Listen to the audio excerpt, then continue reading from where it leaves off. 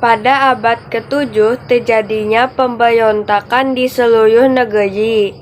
Pemberontakan yang paling dahsyat dan merupakan puncak dari segalanya pemberontakan, yakni perang antara pasukan Abu al-Abbas Abdullah as-Saffah melawan pasukan Marwan bin Muhammad dinasti Umayyah. Perang ini akhirnya dimenangkan oleh pasukan Abu al-Abbas. Dinasti Abbasiyah didirikan oleh Abdullah as-Saffah bin Muhammad bin Ali bin Abdullah bin Abbas bin Abdul Muthalib. Dia dilahirkan di Humaimah pada tahun 104 Hijriah dan dilantik menjadi khalifah pada tanggal 3 Rabiul Awal 132 Hijriah. Kekuasaan dinasti Bani Abbasiyah berlangsung dari tahun 132 sampai 656 Hijriah atau 750 sampai 1258 Masehi. Sebelum Daulah Bani Abbasiyah berdiri, terdapat 3 tempat yang menjadi pusat kegiatan kelompok Bani Abbas. Antara satu dengan yang lain mempunyai kedudukan tersendiri dalam memainkan peranannya untuk menegakkan kekuasaan keluarga besar paman Nabi Muhammad SAW, yaitu Abbas bin Abdul Muthalib. Dari namanya dinasti itu disandarkan. 3 tempat itu adalah Humaimah, Kufah, dan Quraisyan. Humaimah merupakan kota kecil tempat keluarga Bani Hashim bermukim, baik dari kalangan pendukung Ali maupun pendukung keluarga Abbas. Humaimah terletak berdekatan dengan Damaskus, sedangkan Kufah merupakan kota yang penduduknya menganut aliran Syiah, pendukung Ali bin Abi Thalib.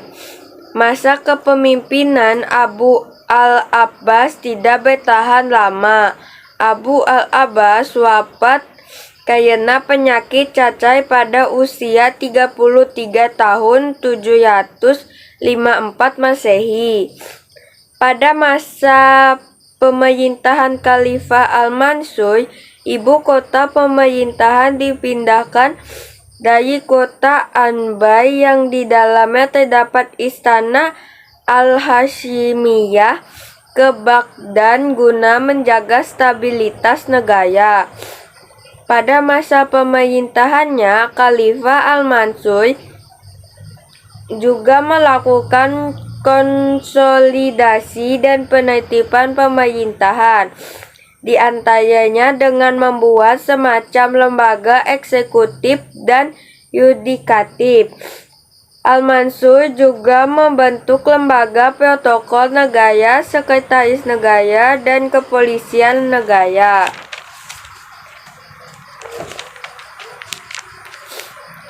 Setelah berakhirnya masa kepemimpinan Al-Mansur, pemerintahan berpindah kepada Khalifah Al-Mahdi.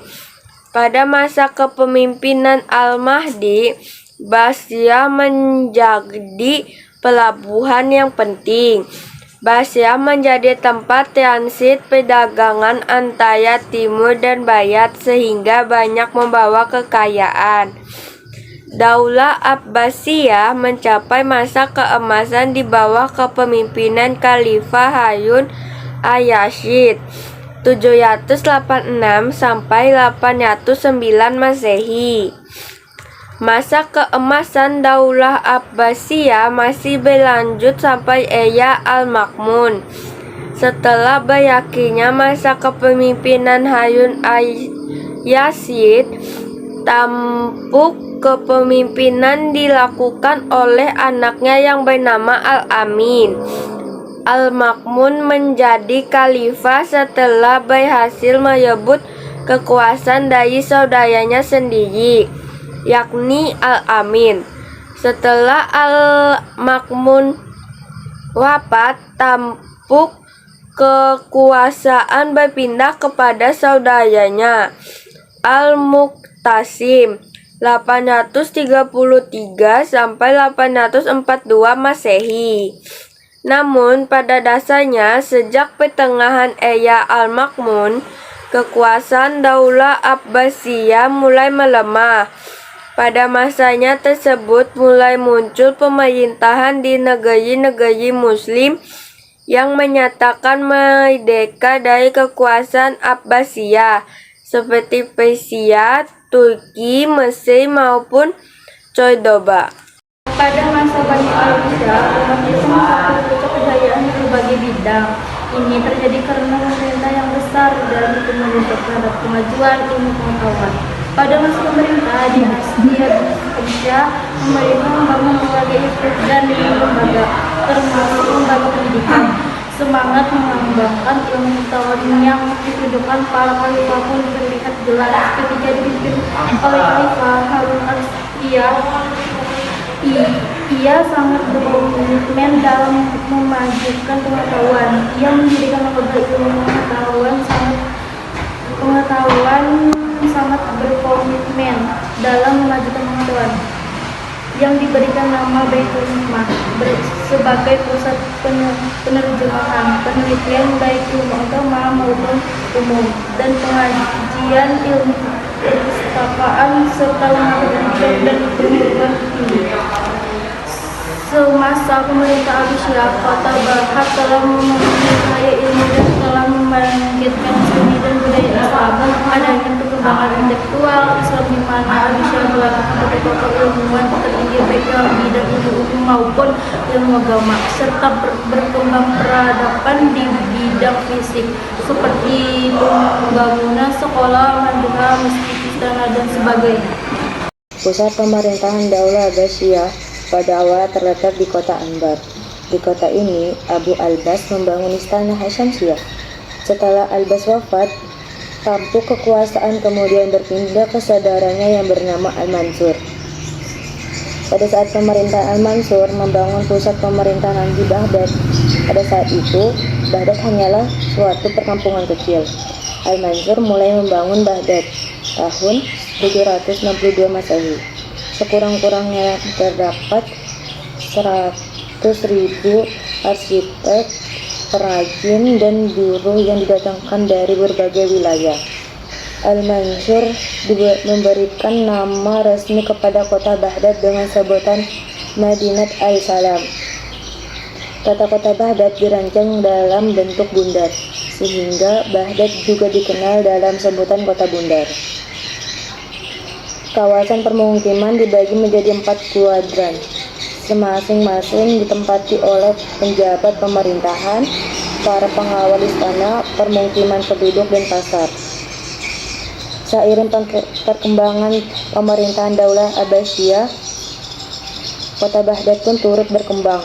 Pada awalnya pusat kota hanya dibanguni dengan 2 meter atau sekitar 3,2 km. Kemudian kota ini berkembang melampaui rencana aslinya.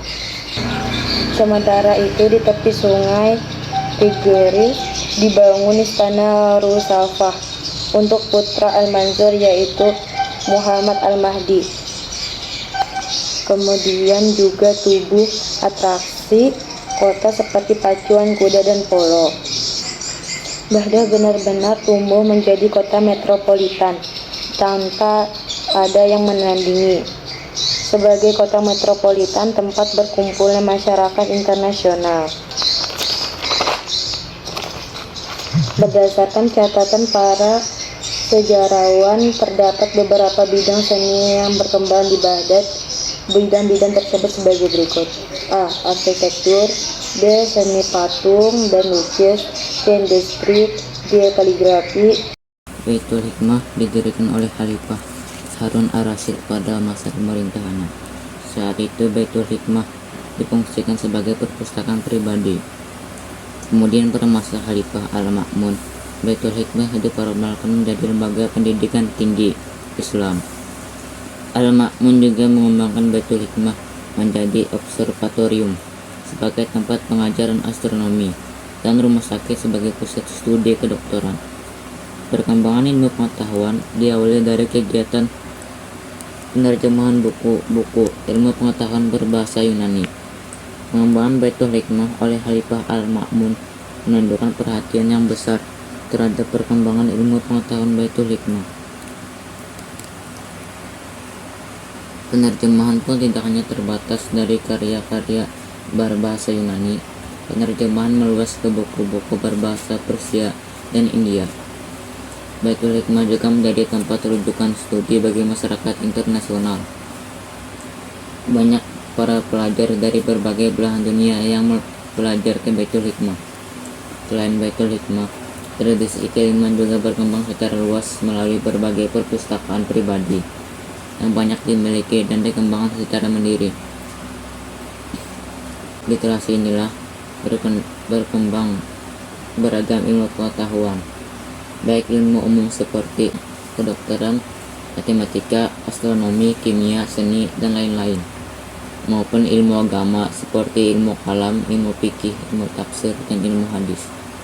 Keberadaan Baitul Hikmah sebagai pusat ilmu pengetahuan dunia terus berkembang sampai beberapa penguasa berikutnya, yakni Al-Mu'tasim 853 sampai 842 Masehi dan Al-Watsik 842 sampai dengan 847 Masehi. Namun kejayaan Baitul Hikmah mulai meredup pada masa Al-Mutawakkil 847 sampai 861 Masehi. Meskipun demikian, Baitul Hikmah tetap bertahan sebagai pusat ilmu pengetahuan sampai akhirnya Baitul Hikmah dihancurkan oleh tentara Mongol yang menaklukkan dan menguasai Baghdad pada tahun 1258 Masehi. Pada saat itu tentara Mongol hanya peduli dengan emas. Semua hal selain emas mereka bumi hanguskan, termasuk Baitul Hikmah dan perpustakaan yang tersebar di sentro Baghdad. Tujuan mempelajari sejarah pada masa Bani Abbasiyah adalah mendapatkan informasi mengenai khazanah, kebudayaan, kekayaan, serta keahlian di bidang-bidang tertentu lainnya yang pernah diraih oleh umat Islam pada masa itu. Dapat pula mengambil ibrah atau pelajaran dari kejadian-kejadian dan perjuangannya. Berikut ini beberapa pelajaran yang dapat diambil pada seni keemasan Daulah Abbasiyah. Seni pangkal keindahan. Kota Baghdad dibangun dengan sentuhan seni yang menyeluruh, mulai seni arsitektur, patung, lukis, kaligrafi, sampai seni musik. Para penguasa mengorekestrasi seni-seni itu menjadi sesuatu kota yang sangat indah, sehingga kota Baghdad pada saat itu dikenal sebagai metropolitannya dunia. Masa kemana Herodot Ambisia tidak hanya berbicara tentang kesuksesan umat Islam. Ada peran-peran utama umat non-Islam yang berkontribusi besar terhadap masa ke masa tersebut. Di antaranya, peran para penerjemah beragam Kristen, Nestorian, ataupun kaum Sabiin. Mereka berperan besar dalam penerjemahan buku Yunani, khususnya dari bahasa Yunani ke bahasa Syria. Beberapa seniman yang terlibat dalam pembangunan kota Baghdad pun beragam Kristen Nestorian, khususnya para pemanun dan pelukis istana. Hal ini menunjukkan bahwa penguasa Daulat Abbasiyah memberikan kebebasan kepada semua penduduk untuk menjalankan agama dan kepercayaannya masing-masing. Para penguasa menjamin kebebasan beragam secara penuh. Audio Jungle.